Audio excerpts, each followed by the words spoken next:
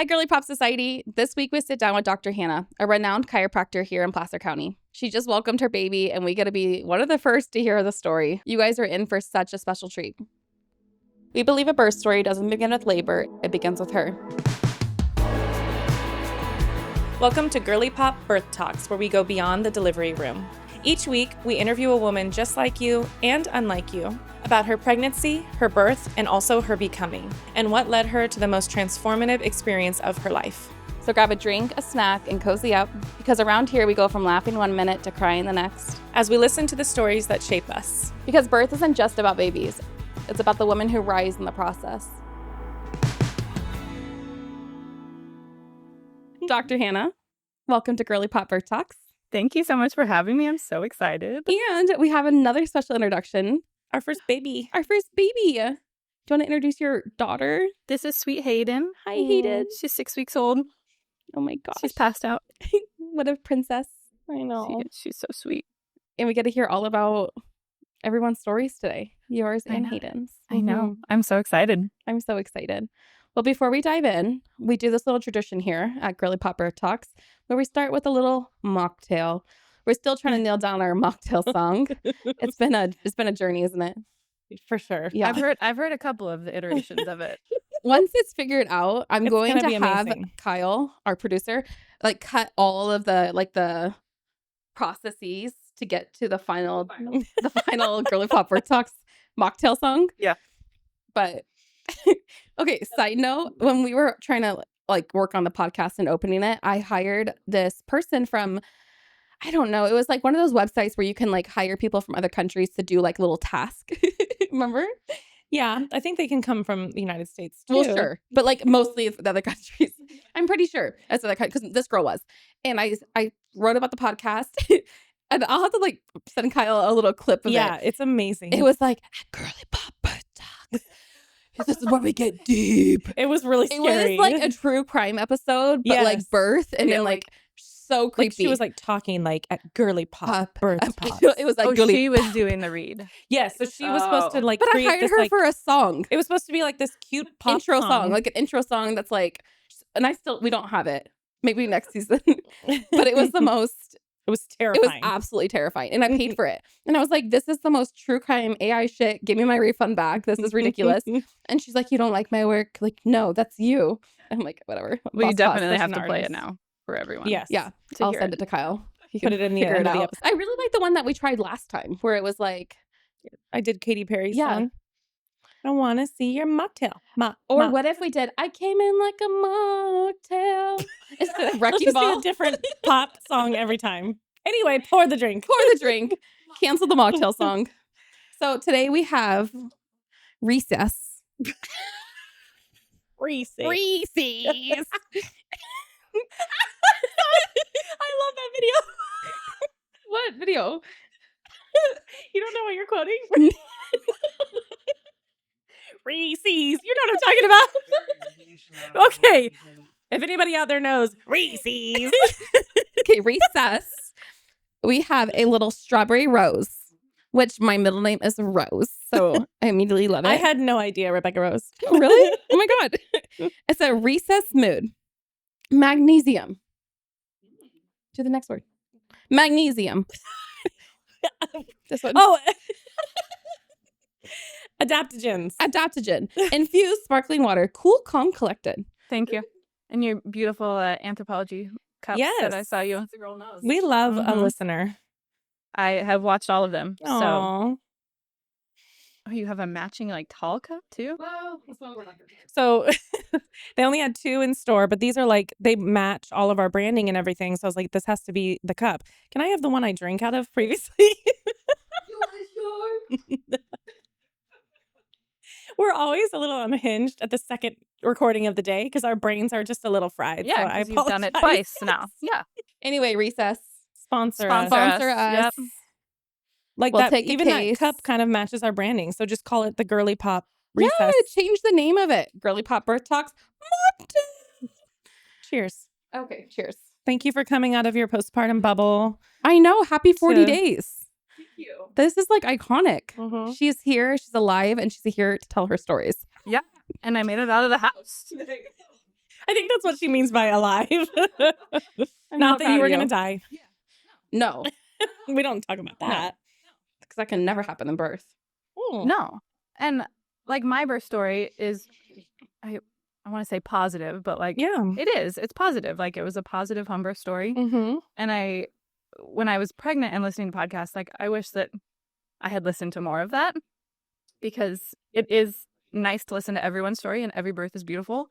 But sometimes during pregnancy, you just don't need to like hear all the things. We should have like on our thumbnails or something somewhere where it's like passes the positive. Yes. I mean, it's so subjective though, because is. like what you term positive could be like you pooped in the tub, which every woman does. Totally. And that could be the other woman's like absolute nightmare. Yeah. But as well as your positive birth story. Pooped in the tub. We all did. So everyone knows. I pooped in the tub, not giving birth. When you were 4, probably. Probably. So I don't know. That would be like a good idea to have like a safety stamp on like videos that are safe for pregnant women to listen to.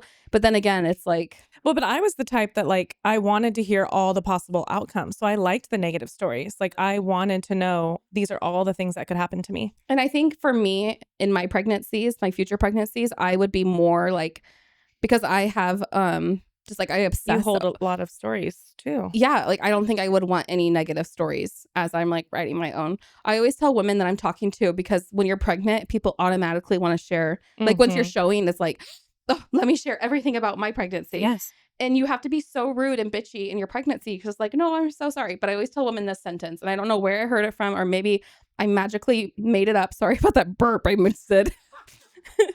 But I always tell women, excuse me? I'm in the middle of writing my own story. So can you please wait? And then hopefully I'll never see you again, or we'll connect at a later time. What I'm thinking of is that you worked throughout your pregnancy and your job, which we haven't revealed yet. Yeah. You worked with pregnant women, and that would probably be really hard when they're like, oh my gosh, as they're laying there, which we love all of them. But I'm just thinking you can't really be like, I'm never going to see you again. Also, the other thing about your job, which I'm so curious to get into, which I get heard, or a lot of women tell me in my profession, I own a doula company, where it's like, oh my God, like you're so lucky. Like when you have your kids, like it's going to be such a breeze. You're going to know everything. And I always feel like that's so insulting, because it's like, no, I'm not better than you. Totally. Like we are the same, and I'm going to have the same raw experience that you're going to have, because I've never been a mother before. Absolutely. Like it's so easier. I feel like it's easier to mother the mother than to be the mother. Yeah. I have strong feelings about that because yes, like, and you guys know, like working with pregnant women, that I got that comment a lot. And your baby's never going to have tension. Yeah. Yep. Your baby's going to like breastfeed perfectly. So easily. And I bet she won't have a tongue tie. Yeah. Milk's going to be so easy. You know, like I bet that your labor is going to be beautiful, which it was. But there's also like an element of luck to all of that. You know, like I worked really hard to have the birth and pregnancy that I did. But like there's also a huge part of that you just can't control. Sometimes you do everything and it doesn't go that way. Yeah. And then, at least for me anyways, like all of that external pressure like would be a voice in the back of my head, like, if I don't have this home birth. But what are people Hannah, gonna say? Your uterus doesn't know that you're the #1 infant chiropractor in Rocklin, California. Like, they don't care, you know? And your baby doesn't care. Your baby cares, like, how still you are and how in tune you are. Like, yeah. I can't wait to rock the fucking ship when I become a mom and be like, you fucking liars, this is hard. You know? I can't wait. It is hard. And even if you have all of the knowledge in the world and you've held all the babies and you've been to all the births, like, it's so different when it's you. And that's a good thing. But you really, at least for me, I really had to step out of like my professional brain and try to just be like first time mom Hannah, not Dr. Hannah. Well, and I liked what you said about, I mean, I didn't like it. I hate that this is a reality, but you were saying like if, you know, let's say you had to transfer to the hospital and that's viewed as a failure or whatnot. And then your insecurity of like, what would people think about me as I'm a chiropractor trying to help women have the births that they want, like that insecurity. And I feel like I get that as a lactation counselor who has had difficulty breastfeeding. People have made comments like, totally. Wow, she couldn't even breastfeed her own kids. And it's like, actually, I think I'm a better lactation counselor because like, you don't want the one that comes over and is like, I just loved breastfeeding my babies. They just came out and popped on the boob. No problems. I wouldn't want that lactation counselor. Yeah. And that, I should preface that too. Like, that's not me saying that I think that everyone should have a home birth, right? No, Like, no. I think everyone should have the birth that they desire and the birth that like they view as a positive Yes. experience for Mhm. them. For me, that was home birth. And so, yeah, after talking about that for months on end with patients, which was so sweet, and people like genuinely, cared and want to Mhm. know. But after talking about that for months on end, I was like, if this doesn't happen, Yeah. it's just going to be a whole other conversation and like Yes. something I'm going to have to process Did that feel like pressure at the end of your pregnancy? Like you had to perform? somewhat. Yeah. Which I tried very hard to like not let it be that way. But yeah, Mhm. definitely as I got closer, and I worked pretty far. Mhm. I was like 38 weeks and 5 days Oh by my the time I gosh. stopped working, which in hindsight probably should have stopped a little bit sooner. Physically I felt good, but like mentally, emotionally, I feel like Things get it was a rough at lot. the end, like mentally. And I feel like you're more sensitive to people's comments, and like pressure that you didn't feel before is all of a sudden there. And, I'm always talking about how hard it is at the end. Well, now the viewers are hooked. They're Yeah, we locked went in. right in. They're locked. They're not going anywhere. Get comfy. Grab your snackies. Anyways, who are you? Tell us about yourself. I am Hannah Flammang.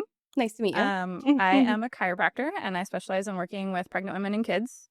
My husband and I, his name is Jeff. We own our own business in Rocklin, California. It's called Crafted Health. He's also a chiropractor, which I also get comments about that. We can discuss that later too. But yeah, this is our first baby. This is Hayden, our baby girl, and she's 6 weeks old. Oh. So what I remember about you is back in 2019, 2020, is that when you moved here? Okay. We would be at Placer Birth Connection, which was a group of That just feels birth like a workers. lifetime ago. It does. Well, So anything long ago. pre-COVID feels like another world. Yeah. But you had just moved here. Tell me if I'm getting anything wrong, but I feel like I remember you just moved here and you just showed up. You're so good at networking. You were talking about like, I met this person for coffee, this person for coffee. I remember you showed up like faithfully to every meeting. Yeah, so I didn't grow up in this area. Yeah. I feel like a lot of the birth workers like grew up here, or at least people that I've met, like they have ties here. I grew up in a city called Clovis, which is right outside of Fresno. And so I grew up there. I did my undergrad at Fresno State and then went to chiropractic school in San Jose. My husband got a job here in 2019 and I moved here and he moved prior to me. And then I moved here in February of 2020, right before COVID. Did your parents already live here? No. So they moved with you yeah, guys? my parents moved up 2 years ago, or 2 or 3 years After ago. you were already Okay. here. Correct. Yeah. And your husband, when you were married, he moved up here. Correct. Okay. Yeah. He got a job in Roseville. And we were like back and forth from the Bay Area, and I was finishing up a job. And so he moved up here without me. And then not knowing that COVID was going to happen, Yes. like a month later, I moved up in February and got a job. And your first job up here was not with pregnant women, or was it? It Or wasn't that kind like of. So it was more sports based. Mhm. I actually got to work with my husband as an employee at that position, which was very cool. Mm-hmm. But it was more of a sports based clinic, but they were really open to me working with pregnancy and like specializing in women's health. But they weren't super open to like kids and children just because of the way the office was sort of situated. So that was like a little bit of a turn off to me. And that's sort of eventually what led to like starting my own business and COVID and like all of that, I think spurred a lot of people to start their own business. Yeah. My first memory of you was like this young, beautiful woman. I just remember just like being like in awe of like, oh my God, this is like, I don't know what I thought of chiropractors, because all the chiropractors I know are beautiful and like wonderful. But you were so young. Because how young were you when you moved here? I'm almost 33, so I would have been Like 28, 27? When's your birthday? Is it September too? What is it? Oh my gosh. September what? Oh my God, everyone in was September. September 26th or something. Yeah. And we were just talking about how September is like the number one. My birthday's He's about this to be weekend. 33. His birthday's Oh yeah. Yeah. He's the 9th. in the 6th. It's too much. It's too much. It's the most popular birth month It is. Yeah. ever. Yeah. It's those Christmas babies.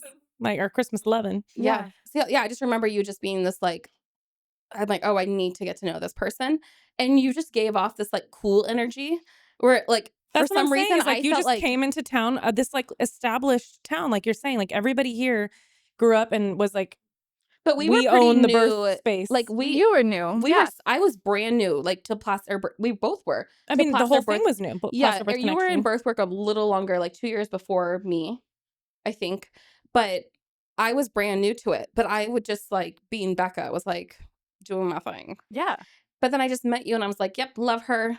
She's mine. I mean, same. You guys, like, out of everyone, were so welcoming when I went to that. Because it is uncomfortable to go to, like, you know, Yeah, I just big meetings admire like that. your willingness to do that. I call myself an accidental entrepreneur. You guys are like classic entrepreneurs. Like you showed up, you went to offices and gave your cards out. You met people for coffee. I'm like over here, like, I don't want to own my own business. And how many businesses? I'm like Ariel's biggest cheerleader. I'm like, She okay. makes me. I'm like on the megaphone. I'm like, everyone love Ariel. She's the greatest CLC in town. I only do what I do because you were like, I need lactation help. And No. I'm like, ugh. No, I'm scared. you still were an entrepreneur before me with Honeydew. You? Yeah, that was like an accident because, well, this isn't my podcast. So I mean, it is, but There's all different types of entrepreneurs. yes. yeah. And I'm the one that So- just gets swept up in it. And I'm okay with Yeah. that. I feel like Ariel is like the hidden gem, though. That's what I love about her. Is like she. This is not my episode. My We love already of my did that. life. The 2-hour episode. It was so good. Thanks. Anyways, we'll have another Ariel episode. Oh my goodness. Because the world needs to know who she is. Anyway. But back to Hannah. So tell me about your childhood, how you met the love of your life, Jeff. Mm-hmm. Mhm. Yeah. My childhood was great. I was like the classic horse girl. You know, that's like a negative term now, but like, My god kids I are love horse it. kids. Yeah. And I think they're badass. Did you play horses? Like, Totally. yeah. Like, Yeah. no, I'm saying like you crawled around. Did you have 100%. that Okay. stick Yes. thing where you like, like a stick horse. yeah, Yeah. It's like a hobby horse thing, right? Yeah. I think that's what it's called. but you didn't do But that. I mean, yes, as a kid, like we would totally go out to the arena and like you would Yeah, pretend so and you would like jump cute. the jumps, you know? I love that. It was not an Olympic sport like it is now. Oh, And, yes. I've seen you the know, videos. like plastered on social media. Yeah. Obviously, because it was the 90s. But Mhm. yeah, I grew up riding horses. Like that was my whole life. I Mhm. rode in college at Fresno State. And then I met my husband at chiropractic school. We sat next to each other at orientation. Aw. Pause. We have to go back. Yeah. This is not a normal profession. Yeah, how did you get into like it? learn about the name So, chiropractic? I grew up seeing a chiropractor as a kid, like riding horses and Yeah. playing sports and having just lots of different injuries. Like we always just saw the chiropractor. That was just normal. And in undergrad, I thought I was going to be a nurse. So applied to the nursing program. That was what I was going to do. There was a couple of roadblocks to that. Like they didn't love that I was an athlete at school. So I had lots of travel. Equestrian is actually a D1 sport in NCAA. And so we would travel all over the place. So I'd miss lots of school. It was, you know, that was kind of like my priority, right? Like school, obviously I was there to get my degree, but I loved riding and I loved competing. And so the nursing program didn't love that was like, They wanted you Gonna like come all first. in. And Yeah. yeah. and then I talked to a few like family friends that were nurses. They did not love their jobs. I know that some nurses absolutely do, but yeah, You have to love it to be able to do that. 'Cause Totally. It's like always understaffed and overworked. And, yeah. And I don't feel like you can be like have an entrepreneur heart and be comfortable in a 9-to-5. Yeah. So that was kind of my thing. I was like, either I'm going to go to nursing school and I'm going to have to continue on and get like an NP, be a nurse practitioner, so that I have some of my own autonomy, Mm-hmm. or I need to shift gears and like figure out what I want to do. So I ended up getting a degree in public health. What do you do with a public Oh my health gosh. degree? Other than work for like the state, The state, public yeah. health department, which I was Food not banks and not about. Yeah. So anyways, my chiropractor urged me to just go like view the school, take a tour and see what I thought. And I loved it. And so that was sort of like my deciding factor of applying and going. Mhm. You know, I knew I wanted to be in healthcare and I knew I wanted to like help people and make a difference. But like you said, I also wanted to have the ability to not be tied down to a 9-to-5. Did you have any like early childhood experiences that made you think, oh, I like what made you Yeah, want I to be a think, business owner? actually, the business owner thing, if you were to ask me in chiropractic school if I was going to own my own business, I would have said absolutely not. Like, no way. Mm-hmm. That sort of happened because of some frustrations at like a job I was at. Mm-hmm. And then 2020, I feel like just spurred a lot of us to like Mm-hmm. figure out Yeah. what we were doing. A lot of people got furloughed and laid off, and when you own your own business, like that's always not getting paid is always an option, but that's also the option to like really work your butt off and like supply, make money, supply income for your family, and for me, like make a difference. So that was a big like deciding factor in wanting to start my own business, but I wouldn't say that I knew I wanted to be an entrepreneur. Yeah. So maybe you're like me, like accidental. Yeah. Just an opportunity. Totally. Yeah. What's chiropractic school like? So it's a 4-year program. Wow, I didn't know. Yeah. 4 years. It's 4 years, but You're a doctor. they Okay. shrink it down so that you do 4 quarters a year. So it's year round, basically. Okay. So it ends up being like 3.25, 3.5 years of school. But yeah, it's a doctorate program. So it is intense. So Yeah. I'm guessing you just don't start cracking people. Like, what's the, like, what is, like, if you were telling to someone, like, about chiropractor school that's never heard about what a chiropractor is or does, like, how would you explain the schooling? Yeah, so I would say like the first half of school is really education intense. So like a ton of anatomy, physiology. We took like microbiology, chemistry, like all of the sort of core classes that you would take, either in like a bachelor's degree or a graduate program. So it was a lot of that, but we do start hands-on like right away. Okay. So like one of our first classes was palpation, because you have to figure out, you can look at anatomy and you can look at a skeleton and sort of visualize that, but feeling it on people is so different. And so that was one of our first classes, was just palpating like landmarks of people. So they do, you do get hands-on pretty quickly, but I would say we didn't adjust people to like middle of school. And then you're adjusting your classmates, so you're not adjusting Like, general like public. Real patients. Yeah. So we all get kind of beat up in school. Yeah. I remember when I was going through midwifery school, which I have not a midwife, so don't like listeners that think I'm some expert here. But my groundbreaking thing that happened in midwifery school, or one of the first groundbreaking things, was realizing that amniotic sac had 2 layers to it, like the chorion and amnion. And that, like, being a baby birth worker, like as a doula, not knowing a lot of things, was like, I just knew about water breaking and like when your water breaks this. But like realizing there's 2 layers and there's fluid in each layer was like, just like click, click, click, click, click, click, click, click, click. All these things were like, like everything made sense on like a deeper level, and it continued to do so. What would you say, like, being in a human body? Because this is so interesting. Like, not everyone experiences pregnancy, but everyone experiences human life and like being in a body that goes through different stages and phases of life. Like, what was the groundbreaking information that you like learned that was like, oh my God, this makes total sense, or like drove you to like fall in love with chiropractic? I think just the knowledge of the body and like looking at it from a different lens, right? Like trying to really find like root cause issues and help people. And that doesn't mean that chiropractic is for everyone. Like if you're coming in, if you have appendicitis, like I'm not treating you, right? Like that's not a chiropractic issue. But like really helping people with musculoskeletal issues, and being like the, sort of like premier person that does that is, I think, super amazing, because you're not just prescribing someone a medication or giving them a brace for their knee when it's hurt for 2 years, or telling them to stop doing, whatever workout they're doing, or saying, hey, you're pregnant. Like, sorry, that's just how it is.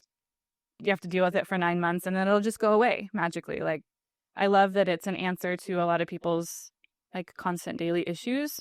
And it's a way to do it holistically, where you're not, you're not prescribing medications and creams and all of that. Like you're really trying to help people get to the root cause. Yeah. Something I really appreciate about you is, and now I'm wondering if it's because you have that public health degree, is that, most chiropractors are super naturopathic, or I don't know what you want to say, but, and there's somebody for everybody, right? And so Totally.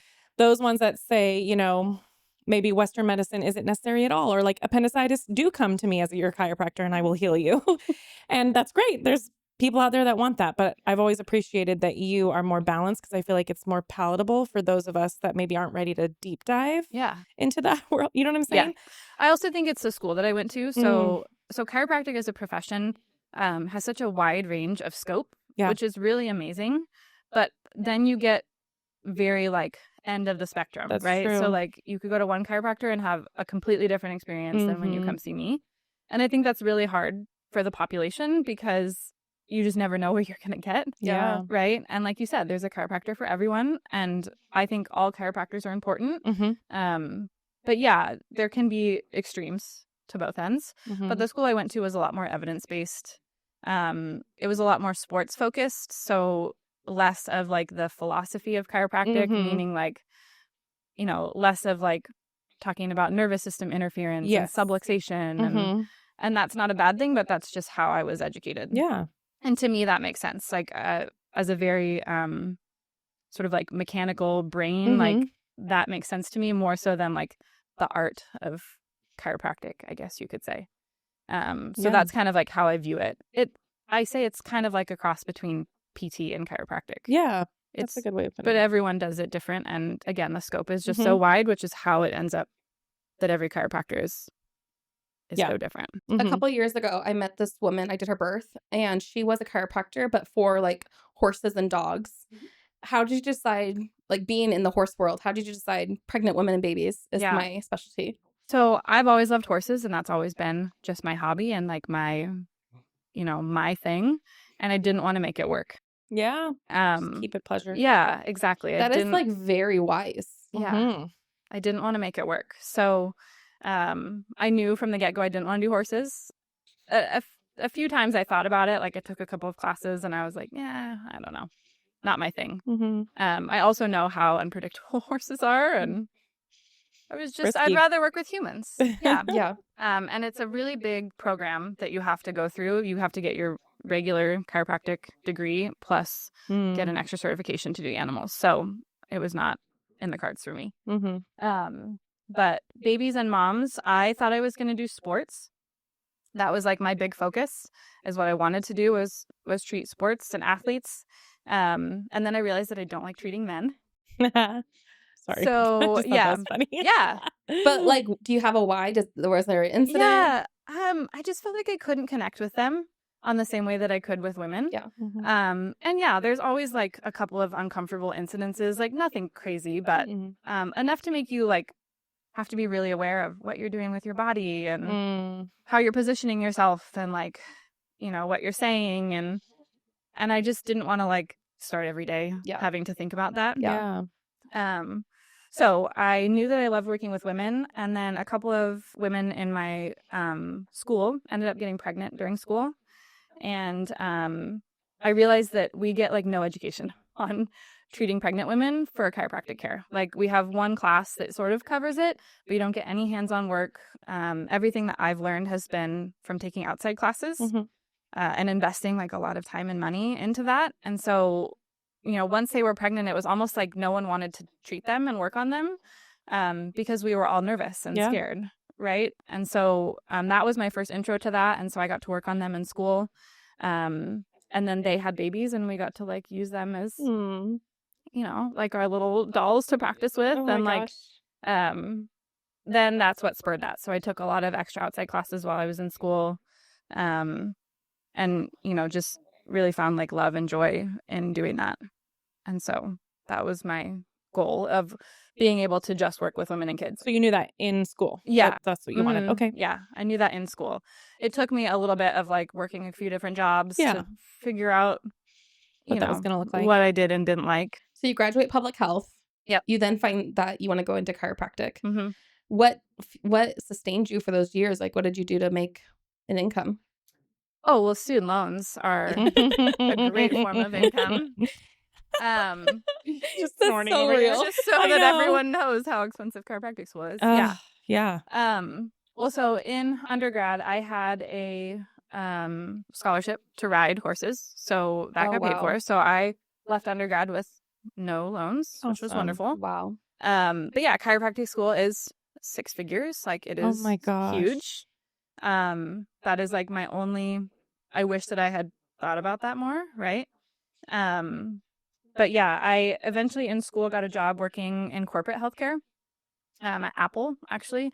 They have a headquarters in Cupertino in the Bay Area. And so I got a job doing soft tissue work on patients in their chiropractic department, which was amazing because I just got... Apple, they had a chiropractic? Apple. They have a dietitian too. I used to know the dietitian. Yeah. I don't think she was at that one. She was at a closer one. Good for them. Yeah, they have a huge like health and wellness, and it's right on their campus, and it's for all of their employees Amazing. and their dependents. And it was an amazing experience because you get to see so many different people. And it was just a lot of like repetition and getting my hands on people and doing that. So I did that for like the tail end of school, and then that was my job like right out of school as I graduated, working in their chiropractic department. Is that what you were finishing up when Jeff moved here? Mhm. Okay. Yeah. And so a great experience. Corporate healthcare is not for me. It's a totally different world. Yeah, and we just knew we weren't going to be in the Bay Area long term. Yeah. So I was going to say Clovis, where you guys grew up, or where you grew up. Yep. Is such a cute name. Just throwing that in the pot. It's a very cute town. It very much reminds me of Roseville. Like, really? yeah, Oh. it's kind of small town. I mean, I know Roseville's big, but like It has that suburbs. feel. Yeah, it's super Cute. sweet. So you are in chiropractic school. How do you meet Jeff? What's the love story? Yeah, They so sat next to each other at orientation. Yes. Yeah, our first day of orientation, we all are in a room. You know, they're going through all the whatever details of school. And I was already sitting, so technically he sat next to me. Yeah. But He I was made the already first sitting. move. Yes. And so he sat next to me at orientation. We obviously got to meet everyone that day. There was about 70 people in our class. That's big. Yeah, it's pretty big. Yeah. And so we got to meet everyone, and then we found out that we were in the same lab group together. So they divided our 70 people into different lab sections. So we spent a lot of time together for 4 years. But it was pretty quick and immediate. Like, he's just my person. Yeah. But we did keep it quiet for a while because, you know, you're like entering this, you're going to be in school with these people for 4 years, and you're like, I don't know if I want to like announce that to the world yet. Just in case something happens, it gets messy. But so yeah, that's how we met. And that's how he's a chiropractor also. He does different than me. He does a lot of sports and athletes and, I mean, general population. But I think it's so beautiful knowing what now you guys have created, how much you guys mirror, but also like marry each other's, like you have a perfect business. I mean, it's nice because I don't want to treat men, right? Yeah. And so like all the husbands that want to come in, like he gets to treat and see them. It's amazing. And he's like, you know, if you had like a shoulder injury, I don't do shoulders. Like he's go see him. Yeah. You know, like if you have SI joint pain during pregnancy, absolutely. Yeah. But I, you know, like more sports related injuries, he's wonderful for. Yeah. So it's really nice to be able to like co-treat patients and like bounce off each other. Yeah. And I know you're a runner. That was like my first introduction to you on a clinical level, was you taught a return to running course to us, which was like groundbreaking for me. Of like pelvic floor and like the impact, everything about birth work to me is like makes me drool. But what got you into running? Just ran one day and you're like, I like this? Because that wasn't my experience. I feel like I've always been athletic, right? Like that's just, I love moving my body. I love pushing myself. And running was a COVID thing for me because there was not much else to do and you could go run outside. Yeah. And my husband has worked a lot with like Fleet Feet and some of the running stores around here. And so they're like kind and gracious enough to let us come to runs and do like their classes and stuff for free. So that was a COVID activity for me. I decided I was going to sign up for a 31-kilometer trail run, which I had never like run distance before. And that's like around 20 to 21 miles. Oh my gosh. Anyways, that was my COVID, you know, in addition to baking sourdough. Yeah. Like that was my COVID Classic. thing. So that kind of sparked it for me. I like running because it is somewhat mindless. You know, it's challenging, but you don't need like a ton of equipment. Like you can just go out and do it. So I've done lots of running over the years. I did not run during pregnancy, just in case anyone is wondering. It did not feel good. But yeah, I love running. So before we get to your birth story, I'm interested as a business owner and starting a mother baby focused company without being a mother myself was a little bit intimidating. 100%. Just because like we're on that topic, what someone told me one day, and I don't know if you can relate to this, was like, Becca, I was like, I can't open a doula company if I've never had a baby. So I was like really pressured to like have a baby so I can do what I needed to do. And someone was like, no, like, do you think every neurosurgeon has had brain surgery before becoming a neurosurgeon?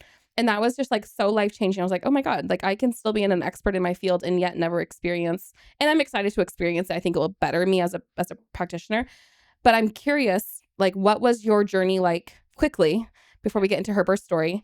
What was that like being in a highly focused mom and baby field, not as a mother? Yeah, I think I felt like you. I definitely had insecurities about it, right? Because you're treating a population that, you've never been in their shoes before. So you can't really know what it's like.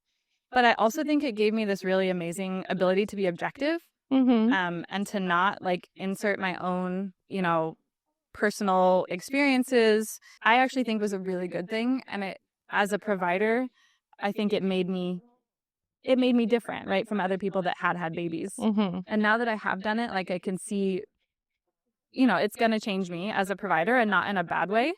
But it is, and I started to experience it during pregnancy too. Like it's hard when you're also in it, and you have had those experiences to be more objective. Yeah. And to not have like big feelings about things. And, again, I don't think that home birth and my birth is like perfect for everyone, right? But I wish for all moms that they, could be respected and,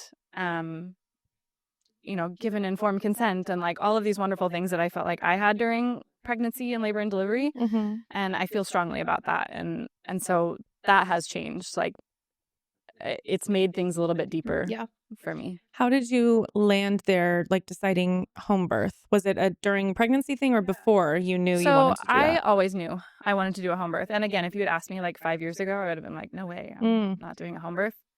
But hearing from women and like hearing lots of birth stories and, all of the things in my office, I knew that home birth was going to be the right decision for me as long as I was medically, able to do that. So I knew from the beginning. I actually I didn't do concurrent care. I did not go see an OB during my pregnancy. It was just not something I wanted to do. What about Jeff? Was he like a all in yes at first too, or was it take a minute? Yes, he was. And that's just also like who he is. And he also like trusts me. And I think because this is sort of my space, like he's been very willing with everything I've proposed to him. But yeah, I'm sure that he also had moments of like, what are we doing? Yeah. I think it was really important for him to like, we interviewed the midwife together. Like he got to meet her, he got to be involved in that. He was at all the appointments. We did birth classes. So like he was prepared for labor. It wasn't like he was just sitting there, not sure what to do, like he was very active in all of it. So I think that was helpful. I have a question. Being in a saturated area of birth workers and having personal relationships and professional relationships. Yeah. I'm terrified to make that decision one day of like, who do I hire? Who do I trust? And who do I let in my family? It's so deeply personal. Like I got to be a part of her birth stories and her second birth story. But then when she got pregnant with her third, because I know too much about birth work, I didn't assume I'm going to be a part of her third story. And that's not going to change our friendship. Yeah. But then I graciously got invited to be a part of her third story, and that was the best thing ever. But that's not for everyone. Yeah. How was that choosing? Really hard. And how? Like so hard. I remember in the beginning of pregnancy at one point, I was like, can I just hire everyone? And my husband I'd be like, was can we just go like 3 hours out of town? Yeah. See, I feel like I want to hire no one. I want to hire. Yeah. I want. You're more like me. Like, let's just go. Yeah, I want to hire a total stranger. Yeah. Well, there's so many wonderful birth workers, right? And like I get to work with all of you guys and I love and adore you. But for me, it was really important that I got to be first time mom Hannah, not Dr. Hannah. Yeah. And that's not because the birth workers that I know would have treated me any different. It's because I would have. Yeah, not like yourself. Exactly. Yeah. I know myself and I would not have been able to like take that hat off and put on the other. Yeah. So important. I hired birth workers that I had never met before. So smart. I knew of them, right? Like I had shared clients and heard things, but I had never met them in a professional capacity. And that was really important to me. So that kind of narrowed down my choices, truly. Because I have met so many people. Yeah. But that was important to me because I was just gonna say we've had so many doctor clients, even L&D nurses, and they're like, I don't want to be an OB. I don't want to be an L&D nurse. I want you to just doula me like. And you I don't know can't be like, in my experience, like if you try to doctor your own birth or midwife your own birth or doula your own birth, it's going to interrupt the process that needs to happen. So you almost have to, you have to choose someone that is going to assume that you know nothing, which is how you should birth. Exactly. Yeah. Yeah. So yeah, that made my decision sort of for me. And Yeah. then once we'd interviewed them, like, you know, obviously It we felt had a good. good connection, and yeah. But that was really hard. Yeah. And like very much so was also why I waited to like announce. And I'm going to tell a story. Yeah. Because, so I'm seeing Dr. Hannah in my pregnancy. And I don't know what month it was. You were like 20 weeks or so. So when would that be? February. Okay, I was going to say like early in the year. I'm face down on your table. Can't look at her face or anything. And you're like 8 months pregnant or so. Yeah. Yeah. Very pregnant. So I'm like this. And Hannah's like, there's no, easy way to say this, but I'm pregnant. Somehow it came up though. It did kind of, but So I was never lying to patients. No. If patients ask me outright, like, are you pregnant or are you thinking about having kids? I'd be like, oh, actually, I'm. We talked about it. It's an awkward thing to bring up to really your awkward. clients. But anyway, so I'm face down and she just drops that bomb. And I remember my arms were like, Hannah! Because I can't look at her. So I'm face down like, what are you talking about? That's so good. It's perfect. That's exactly It how was I great. planned it. Yeah, it was great. Making eye contact and telling people, like, It's hey, by the way, just I'm wait. 20 weeks pregnant is like, What made you guys decide to wait to tell? Or like, how'd you guys find out you were pregnant? Yeah. So she was a surprise. Cute. We were not trying. We were thinking kids in the next couple of years. We had like some business and financial goals and things that we were like, I can hear the grief. Like, I'm so happy some for trips her. planned. But like, we had some stuff planned. Yeah. And so we were thinking in the next few years, but she came when she wanted to. And so she was a surprise. I have not been on birth control for a very long time. I use like the family planning method. Mm-hmm. So spoiler alert, you can get pregnant doing that. What day of your cycle? Yes. So she was conceived likely on day 25 of my 30-day cycle. So That everybody was listening, very be regular. careful. Like, yeah. I had a very regular cycle. Like I tracked things, I would keep track of So crazy. all of the details. So just like an extra ovulation or something. I think I either ovulated very late or a second time. Oh my gosh. So yeah, which is wild because the day of my missed period, I was like, oh crap, I better go. Which would take a have been pregnancy test. 5 days later? Yes. Yeah. What? But then you So, didn't get a positive. I didn't get a Okay. positive for like a week and a half. That's so crazy. Which is wild. I even ordered myself an HCG blood test because I was like What's going panicking. on? Like I kept getting all of these negative urine tests. Still had no period, right? Like no symptoms. And so I ordered myself a blood test and it came back negative also. Oh my gosh. And then finally, I don't know what day it would have been, but it was the day of the election. So November something? November 5th or 6th. So I remember I went to vote, like turned in my ballot, and I was like, I better go buy more pregnancy tests because I still Didn't have don't a period. have a period. And at this point, I'm thinking I'm dying, right? Like, I'm like, I must have cancer or like, Becca knows all about that. exactly. Like, That would've been why? me. I have a very regular period. Like, I keep What's getting all going these on? negative Yeah. pregnancy tests. Like, what is happening? And I bought those very cheap, like, dippable pregnancy tests because pregnancy tests are expensive. You've Were you spent I like was so stupidly tired. $100 at expensive? this point. I was so tired of paying $20 Yeah. for a digital pregnancy test. So I bought the dippable ones and it finally came back with like a faint line.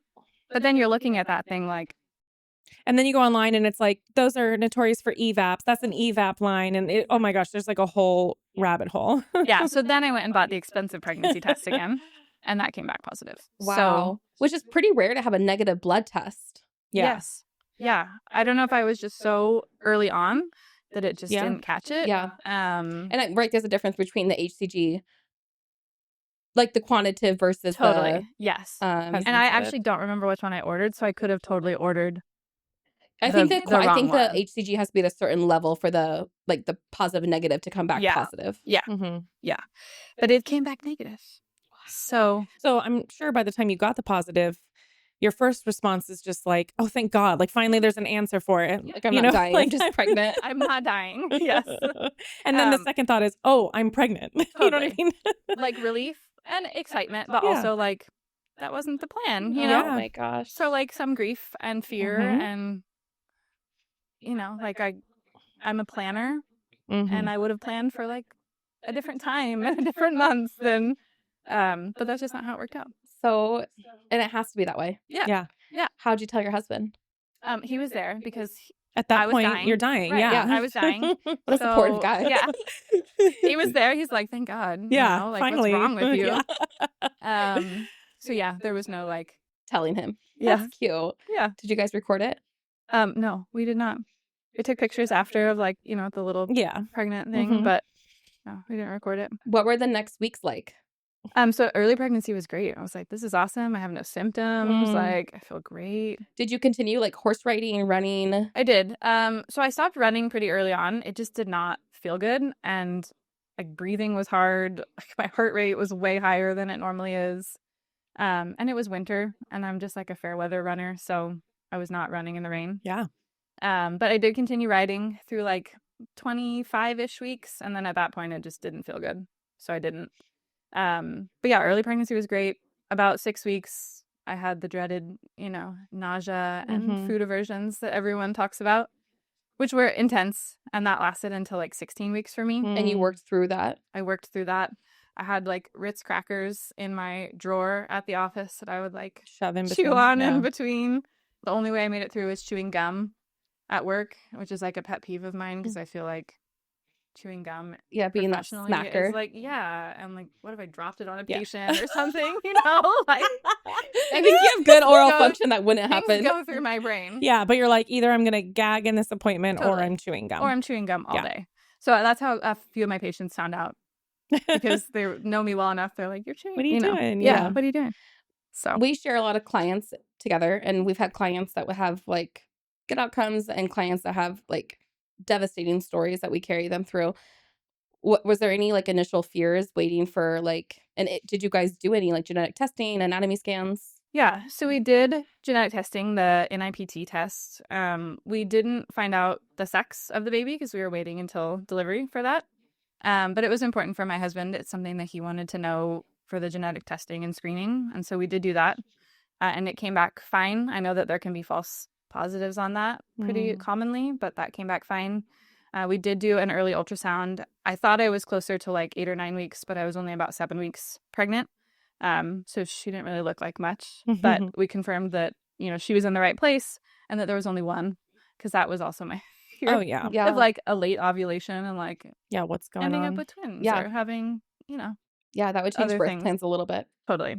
So we did do that and all of that turned out fine. My pregnancy really, other than the nausea and food aversions, was pretty wonderful. Yeah. And like textbook. We did do it a 20-week anatomy scan. That all turned out great too. But like no mental battles. It felt like didn't feel Oh. heavy.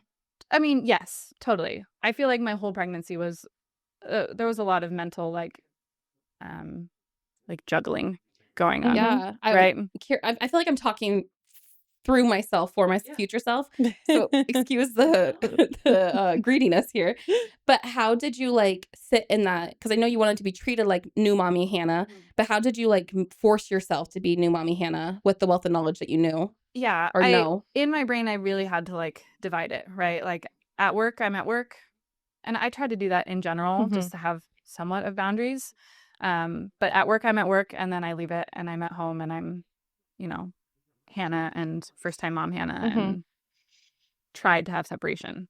But it was hard. And that is also partly why I waited so long to announce too, because I love all of my patients and it was so wonderful that they loved and cared about us. But having the same conversation Oh, yeah. like 8 to 12 times a day about my pregnancy was a lot. Most Already days. you have to do like the small talk all day. Yeah. I don't know how you do it. So Which I don't mind that, but I would but mind. it is the same conversation. Yes. Yeah. Yeah. Over and over again. There's thunder today. Yes, Did you see the lightning? Yeah. Small and talk it's- is exhausting. It is. I'm As also we're starting a podcast. yeah. I also treating other pregnant women, so there's just that added layer of Yeah. things. Yeah. So you worked up until 38 and 5 days, you said? Mm-hmm. Okay. Yeah. And then I know, spoiler alert, she's a due date baby, right? She's a due date baby. Okay. Yeah. So you had a week and a couple days. Yes. What was going on then? So you're off of work. I went to work pretty much every day. Because your husband was still working. My husband was still there. I'm like, What am I I'm gonna not gonna do? just like sit at home. Yeah. So I went and would have like lunch with him. But I would try to keep myself busy. I also was doing a lot of like my own prepping for labor. So I did massages, I did acupuncture, all of like the labor prep stuff, that was kind of like my time to finally, I did it throughout pregnancy, but to finally like settle into that. yeah, Yeah. and like prepare myself mentally for what I was about to do. Yeah. Did you have any fear with childbirth? Yeah, totally. Mhm. I know in other podcasts you guys have asked about like your birth story. So Yeah. my mom had a somewhat traumatic like pregnancy, labor, and delivery with me, and so that's kind of like my first introduction to birth and pregnancy. And then obviously hearing all different stories. You hold that, and they're all special, but like some are traumatic, and so yeah, totally, I had fear going into it. I would say once I was in labor, though, that kind of like never made an appearance again. Awesome. And I don't know if that's just because Labor's loud. you're distracted and you're in a whole other world. But I'm lucky that didn't show up for me during labor. Was there like one thing that really bothered you and like leading up to it? I don't think so. Like not like specifically, Just in general. but just I think the stigma around home birth is still a thing, and so lots of people would ask me like, what's your birth, all my patients, like friends, family, and so that got somewhat exhausting of being like, yeah, I'm having a My home favorite was birth, and people that would be like, what hospital are you delivering at? And, Exactly. like, why do I feel bad that I have to tell you that I'm The not? Mind Hospital? Yeah, I'm like, I feel awkward that I have to be like, not leaving not- home. yeah. Hopefully not leaving Yeah, that's home. not the plan. Yeah. Like I remember we had a meeting with our like CPA financial advisor, and he's like, well, I wouldn't really advise home birth for everyone, but it sounds like you could do it. And I was thinking, in What the my head, hell? like, well, What do you know? I'm so glad you're a financial CPA. advisor. Yeah. That's the weirdest thing I've ever heard. And I love him, and he's wonderful. But I was like, I'm just tired of. Heard some story. I always tell women too, not to like discredit boring stories or like normal stories, but I think birth fear comes out of just us being human.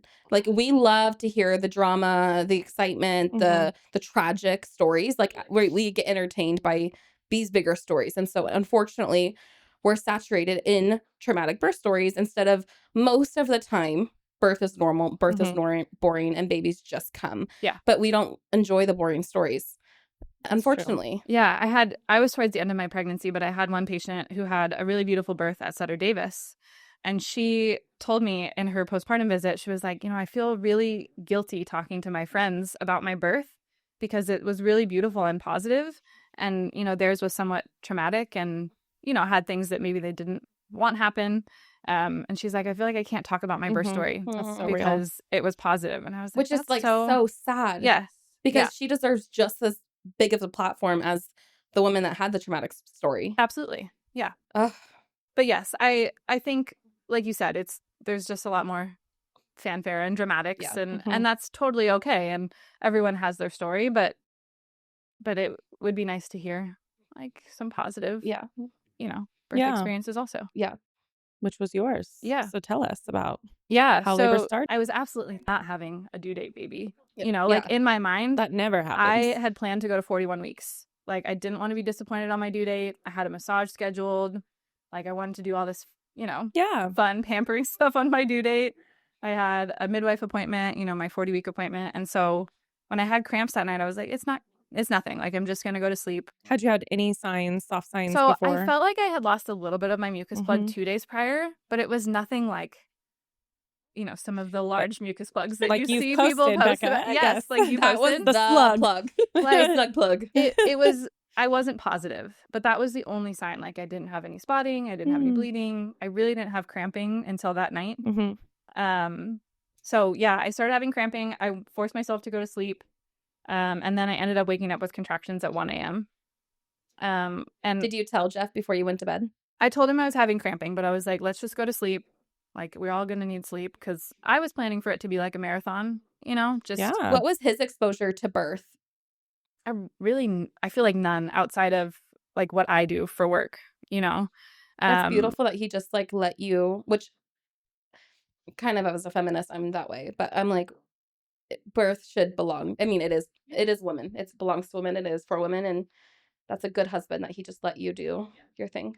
Yeah, but I did want him to feel very involved and like to feel like he had a job to do because I think as partners, it's uncomfortable to just sit there and like watch the person that you love do this really big, somewhat painful thing. Yeah. And to feel like you can't help at all. So we did like a comfort measures birth class. So he learned all the hip squeezes and like, all the different. They need a job. Exactly. I feel like that actually helps Yeah. them calm down. Totally. Having a job. Yes. So he was very good at his job. He did lots of hip squeezes. But yeah, we just tried to sleep, and I woke up at 1 and did not wake him up because I was like, again, not thinking I was having a due date baby. I was kind of gaslighting myself. Like, you're not in labor, you're not having a due date baby. And if you are in labor, like, you're going to be in labor all day and you're going to have this baby at night, right? You were being Dr. Hannah. I was being Dr. Hannah.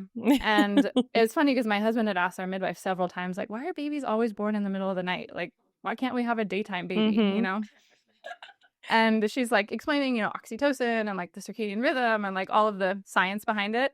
And I was laughing in my head because like we had that conversation multiple times. And then I ended up having a daytime due date baby. Right. So how far apart were contractions when they started? They started about 7 to 8 minutes apart. So they weren't like super intense, but I definitely could not sleep through them. I could lay on the couch through them and breathe through them. But they started out pretty consistent. As the sun started to rise, I was able to sleep like a little bit. I was doing the, contraction timer, which is annoying. So annoying. Oh my gosh. At the end of it, I was like, I don't want to push this button anymore. Yeah. But I was able to sleep like 30-minute chunks kind of as the sun rose, which is why I thought labor would slow down and I would not be having a baby like anytime soon. But then things started to ramp up around like 11 a.m. But I was still gaslighting myself. Like, were contractions what you thought they would felt like? Yes. Yeah. I think I just heard it described by so many people. How would you describe it? Because we just had this discussion on another episode. Yeah. I think everyone describes it different, right? But I'd heard so many descriptions that I was like, I kind of understand. To me, it felt like the very intense period cramps was a real thing. And I feel like that happened all the way up until like active labor. And then it was a lot more almost like muscle spasm type feeling to me. Like, that's what the like belly contractions and uterine contractions felt like, was like a that's really what it intense is, I muscle guess. spasm. Part of your profession in taking care of women and babies is that you have a subspecialty in pelvic floor. What were you doing in your labor with your pelvic floor, like as the expert? Lots of relaxation. I feel like every time I had a contraction, I was just trying to relax my whole body. Because when I tightened up and, like felt fearful or felt like nervous about it, it made it way worse. Yeah. So lots of relaxation. In early labor, I did do the Mao circuit. And the left side lying was really helpful for me. I just feel like positioning wise for her. But I also did lots of standing. Like, that was the only position that was really comfortable for me to labor in. I tried to sit, I tried to get hands and knees, and I was not comfortable. It was not the business. But I felt like standing, I was able to like, be effective with a contraction and be able to relax and not, feel like I was dying. Yeah. So you were was he doing the hip squeezes at this point? Like, where are we? It's 11 noon? Yeah, I had like early labor all through the morning. About 11, things started to ramp up. But in my mind, I was like, again, this is going to be an all day event. Like, she's not coming. But I started to need help through contractions. So he started to do hip squeezes. I was messaging back and forth with my midwife and doula. My doula's like, hey, do you want me to come? I said, no, I'm fine. I don't want people to like sit here and watch me for 24 hours. Like, I want your help, but I want your help when I need it, not for hours on end while you're just staring at me. So I said no. And by like 12, I was like, no, I need help. I started to have a couple of contractions where my body was pushing. Oh, Like, you're starting to feel that like fetal ejection reflex. And Jeff looked at me like, what? Like, you just told the doula. Did you say I'm pushing, or did he hear you? Like, well, I think he heard me, but I was also like, yeah, like there was like some pushing happening on that last contraction. And 15 minutes prior, I had told my doula, like, no, I'm fine. I don't think I'm in active labor. See you in 3 days. Yeah. I don't think I'm in active labor. Like, after a contraction, I'm still coherent. I can like, have a conversation. Hey, Dr. Hannah. I know. Not in active labor. So she later told me that she was walking into Costco because she was like, oh, she's good. And I texted her 15 minutes after, like, no, I need your help right now. Abandoned cart. And she's like, I just walked into Costco and then I just turned around and came to your house. I was like, that's just the life of a doula. Yep. Like, she thought she was going to get a Costco trip, and then No. But those are the best kind of Didn't births happen. when you get to like rush there. yeah. Mhm. So fun. And I mean, spoiler alert, she wasn't born. I still had like 4 hours to go after that. But yeah, But when a shift was happening. a shift was happening. Mhm. And so my midwife arrived about 30 minutes after her and did a cervical check, and I was fully dilated. Oh my gosh. So I think we had made it through active labor and Yeah. transition somewhat on our own, which Wow. You did that. yeah, What was your favorite comfort measure through that? hip squeezes for sure. Hip squeezes and sacral pressure was like Mm. all I wanted Mm-hmm. during labor. Yeah. My husband did so many hip squeezes, and then by the time I got in the pool, my doula, I think her hand was on my sacrum for like 4 hours. I know your husband adjusted you through your pregnancy. Did he adjust you in labor? No, Okay. there is no way I could have like Tolerated laid that. down, or that would not have happened. Mm-hmm. So no, he did not. He did definitely like, would do hip squeezes, and then he's great at like massage and tissue work, so he would like work on my low back. What a dream of a husband. I know. That's so amazing. I know, because at one point in labor, like that's what was killing me the most was my low back. I think just as she was like moving down, I was like, wow, this is Yeah. really intense. What was pushing like for you as a pelvic floor therapist? I know you've Yeah. coached clients of ours like how Totally. to push. Yeah. The whole time I was pushing, I was like, this is how I tell people not to push. Like this is But you got to be first time mom, Hannah. Totally. So now I have like a newfound respect. But yeah, the first like hour of being in the tub, I was still having really intense contractions, like somewhat feeling that fetal ejection reflex of like you just Mhm. can't stop the pushing. Mm-hmm. So I was just trying to relax and breathe through them. And about an hour in, my midwife was like, hey, at some point you do kind of actually have to like add a little oomph to these. Like some babies do just come out with like on their own, but like I think you need to add a little push with it. So like we're gonna try that on the next contraction. And in my mind I was like, this is what I tell people not to do. Like I tell people don't hold your breath, and Mm-hmm. breathe out while you push down. And so I have a newfound respect for that, because Well, it's just not black and white. totally. Yeah. And I just thought like my body would do it and I wouldn't have to push at all. Yeah. Which was just I mean, not the case. Probably eventually, maybe. It probably eventually, yeah. But so anyways, I was surprised that I had to like kind of push and give a little oomph. And how many hours? And did that feel good? No. For me, pushing it was not relieving. Like I listened to so many podcasts and so many stories about people saying that pushing felt like relieving and it felt like good. I don't know. For me, it was super uncomfortable. And like the added like pressure of pushing on top of having a contraction was It's weird. just really intense. Yeah. Yeah. And I felt like it took me a while to like in the tub kind of get my bearings and like figure out what position felt good, and where I could be effective with pushing. Because at one point, I reached up to feel if I could feel her head, and I could, which is such a cool experience. But then when you do that, you have a contraction. You're like, I'm going to feel again and like see if she's down lower. That's not always what happens. Like I feel like she would move down with the contraction and then come back up. Back up. Yep. Exactly. And so I felt like that happened for like an hour to an hour and a half. And I started to feel pretty discouraged. Like, is this going to happen? At that point, I voiced to my midwife, like, hey, do I need to get out of the tub? Like, would I be more effective, like not being in water? And my midwife is great. She's very like matter of fact and kind of like no bullshit. And she's like, I'll tell you if you need to get out of the tub. And I was like, okay, Stop, that's Dr. what I Hannah. needed to Just hear. don't worry about it. Yeah. Also, I love the tub and I love water. So I was like, I am getting this baby out in this tub. Yeah. I'm not delivering on my bed. Like I really didn't envision that. And so it kind of like gave me a little bit of a new, I don't know. I felt discouraged and then I was like, no, I'm doing this. Like we're making it happen. Yeah. But yeah, pushing was definitely not what I expected. It was very different for me anyways. And I felt like I definitely had to push more to be effective and to get her sort of like moving down the birth canal and to make things happen. Did you feel the ring of fire? Yeah. Yeah. That's the only time I feel like I felt true like pain. Yeah. Everything else was I would describe it as intense. And I know that sounds silly because intensity can be painful, but it was just really intense. The ring of fire was the only time I felt like this is like truly like, burning, sharp, intense pain. But it is pretty quick. Yeah. And then it does go away. And then you're at the finish line Yeah. at that point. But yeah, that was Is there intense. anything different you did in like pushing or in position that would change the rocking back and forth to then she stayed and pushing then? Yeah, I got in kind of like a runner's lunge. So like one leg up, and for whatever reason, my right leg felt way better than my left. So I stayed in a runner's lunge for like a long time. My left hamstring started gosh. cramping. Yeah. That was the worst. I was like, I'm cramping and having contractions. So brutal. Like, why is my hamstring cramping? Mm. So that was intense. But yeah, the runner's lunge was really helpful.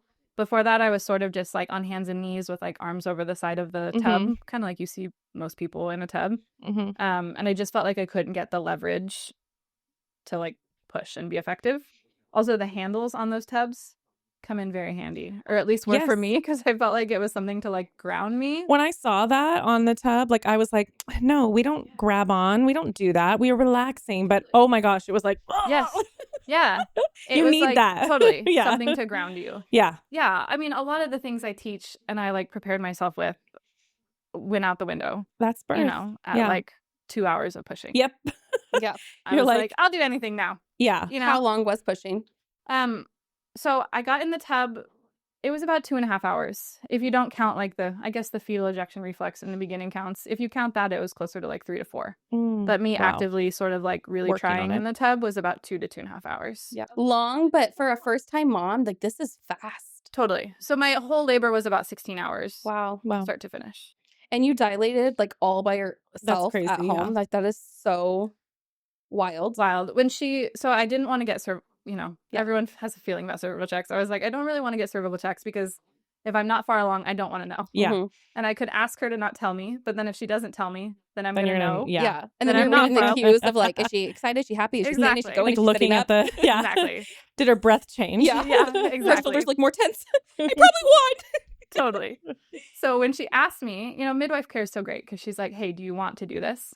I was like, yes, I want to know. Because at that point, like, I felt like things were intense. But again, I was in my mind not having a baby anytime soon.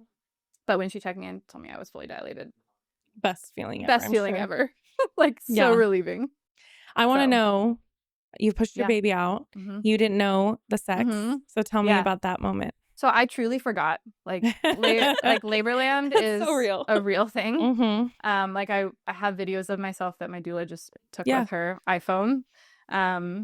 And like watching back, like you think you're with it and like coherent and you're not. Like I was like definitely slurring, which is amazing Yeah. because it makes everything hazy Yes. and it That's makes why me we- feel like my birth is so beautiful and Yeah. wonderful. I'll do this a and- million times. Yeah. So I really forgot. Like she was on my chest, I was just trying to process that. I Yeah. had a pretty short cord. Mm. It was just, there's a lot happening, midwives are listening to them. And Yeah. so I don't know how many minutes went past that. My husband was like, hey, do you know what did we have? Like, and I'm like, oh, this is your job. Like, you're supposed to Aw. look. Mhm. We had made that decision in pregnancy that he wanted to check and announce.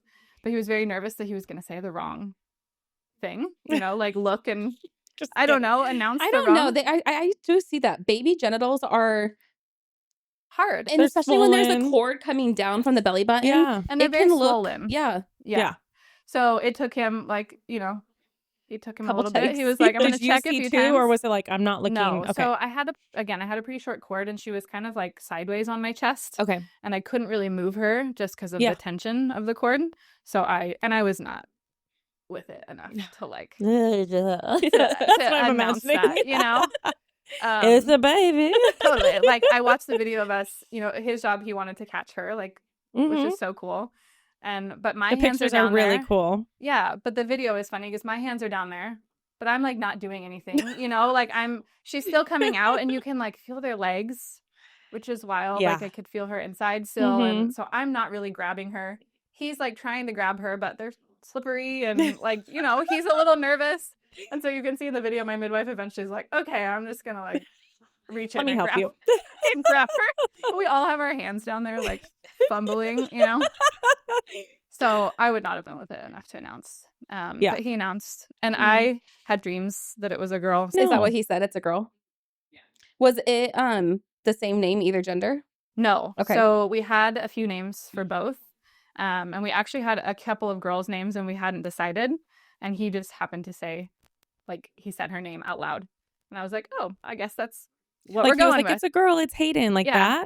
that. He didn't say it then, but I think we were doing like the newborn exam or something, and he said Hayden, and I was like, Aw. oh, I guess, which I love, but I was Yeah. like, I guess we're going with that because Aw.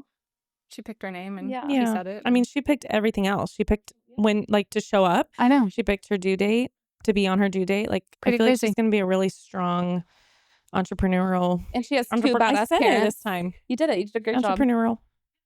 very I tough struggled word in a to previous say. episode. But yes, yeah, very determined. Okay, Kyle Maybe. says we have 5 minutes, but So what was immediate postpartum like, being a baby expert in the field, taking care of your own baby? Yeah. What was that like? I mean, immediate postpartum is beautiful and also just so hard because you're not only taking care of them, but you're taking care of yourself. mm-hmm. And I think I didn't realize like what that would look like, right? Mm-hmm. And so she was wonderful. Like latching was great immediately. Immediate postpartum was wonderful. Later postpartum, like rocky moments. Yeah. Day 4, I woke up with mastitis. So I had a very red, Mm-hmm. painful boob, and I had a fever. I knew engorgement was going to happen. I did a consult with Ariel. Like I knew that was a thing, but I just don't think I knew quite how to manage it. Mm-hmm. And so we ended up with mastitis, and that was interesting to navigate. But ended up being able to avoid antibiotics and just do lots of like rest, ice. But yeah, that was definitely not in my radar. I was not planning on having mastitis that early on. Your milk came in really fast. Yes. For a first-time mom. Yeah. So day 2, I went to bed. She fed a lot, like the second night syndrome, like we talked about. Mm-hmm. And day 3, I woke up and the bra I was wearing no longer fit. Yep. And I was like, wow, this is shocking. Like this is, I guess, what I thought it was going to be like, but maybe not that intense.